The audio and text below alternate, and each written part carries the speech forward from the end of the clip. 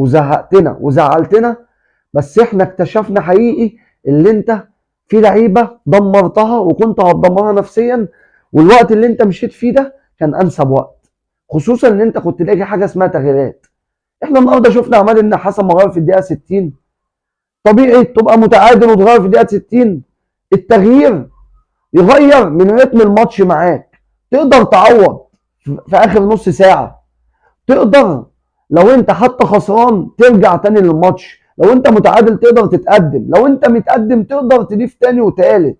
كولر كان لاغي الحته دي ومعقدنا فيها في حياتنا، وكولر كان عايز اللاعب اللي يلعب ال 90 دقيقه يطلع قماش، وده مش صح. النهارده احنا شفنا رغم ان عماد النحاس ما الفش، ودي احترمناه فيها وما نقدرش نقيم عماد النحاس في ماتش زي ده، بس احنا اللي لاحظناه اللي لعيبه الاهلي لسه في غيبوبه، ومفيش روح النادي الاهلي ولا شكل النادي الاهلي اللي احنا عايزين نشوفه في كاس العالم وفي البطولات الجايه.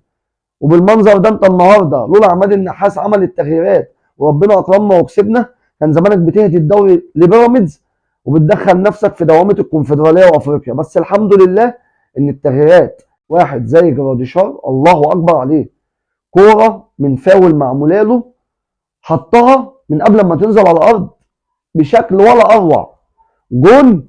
وانا بقول اللاعب ده لاعب كبير جدا جدا جدا، من اول يوم جه فيه لعب قصاد بيراميدز وخلص الكلام.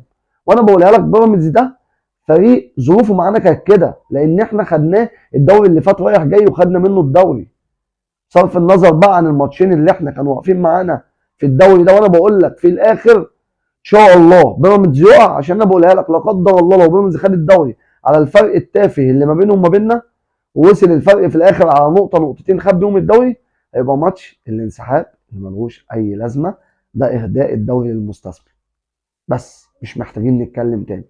فاحنا قلنا التغييرات اللي عماد النحاس ما اخترعش فيها، لاعب مكان لاعب في نفس المركز، طاهر مكانه حسين الشحات، بن شرقي مكانه جراديشار، سحب واحد زي السوليه نزل واحد زي قفشه، طلع في الاخر واحد زي اشرف دايما مصاب نزل ياسر، وياسر بالمناسبه طلع كوره من جوه الجون كان زمانها مصعبه علينا الماتش، وكانت ممكن تقفل الماتش بضبه ومفتاح لو هم اللي اتقدموا كان الماتش اتقفل علينا.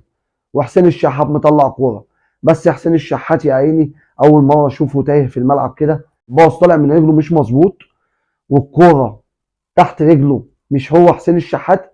كل ده ذنب كولر. واحد زي السوليه جاب جون النهارده، فرحنا اللي علي معلول كان على الدكه، ما نزلش، الظروف بتاعت الماتش ما سمحتش